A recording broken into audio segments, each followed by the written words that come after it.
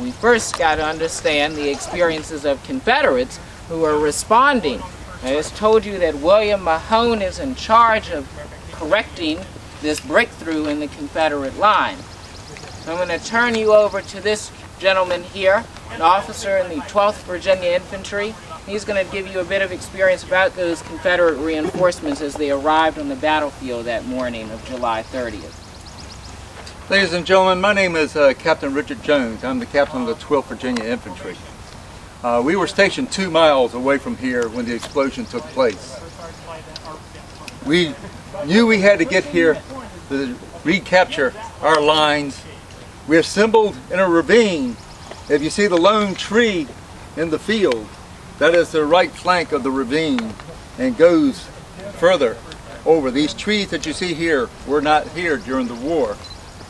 When we got into the ravine, immediately when we reached the end of it and formed up the charge across the field, we looked out and we saw these men here already formed here, moving towards Petersburg. We had little or no time to waste. I got up in front of my men and I told them, men, you are charged with going forward and recapturing our works, which is now in the hands of the enemy. They are about 100 yards away. They will have time to fire but one volley before their works are reached.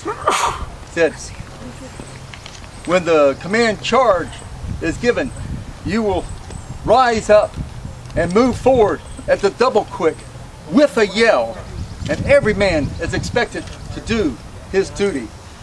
We charge across the field. These men here, not expecting to see anyone in front of them, turned and fled.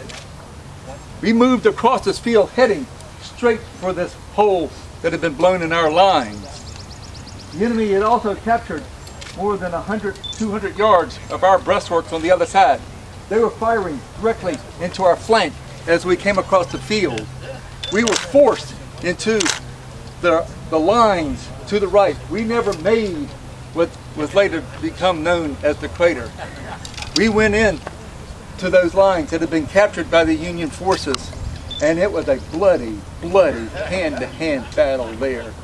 By the late afternoon, the blood on this field had become ankle deep when we could step on the ground, but most of the time we were standing on top of the dead and the dying. An hour after we had gotten here, another brigade of Alabamans charged across this field, made the same charge.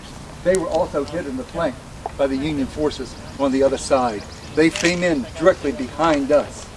By 1:30, 2 o'clock that afternoon, the 3rd and final brigade of General William Mahone's men made it to the ravine, and they charged. They are the only men that made it to this pit, this horrid pit. They fought on the outside rim. They were using discarded muskets as harpoons, throwing them down into the crater.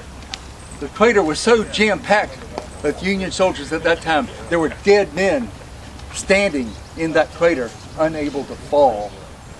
Artillery shells were being lit by hand, dropped into the crater. Finally, one of the officers ordered the brigade to go over the rim of the crater, down into the crater, and put it into the fight. And they continued fighting by hand to hand in that crater, on and on and on and on, until finally one Confederate soldier hollered out at the top of his lungs, "Why the hell don't you surrender?" And he was answered by a Union soldier that hollered back that, "Why the hell don't you let us?" And something about that brought calm to the battlefield as a Union lieutenant tied a handkerchief at the end of his sword and started waving it. And we took them prisoners and we recaptured our lines. Thank you. Thank you.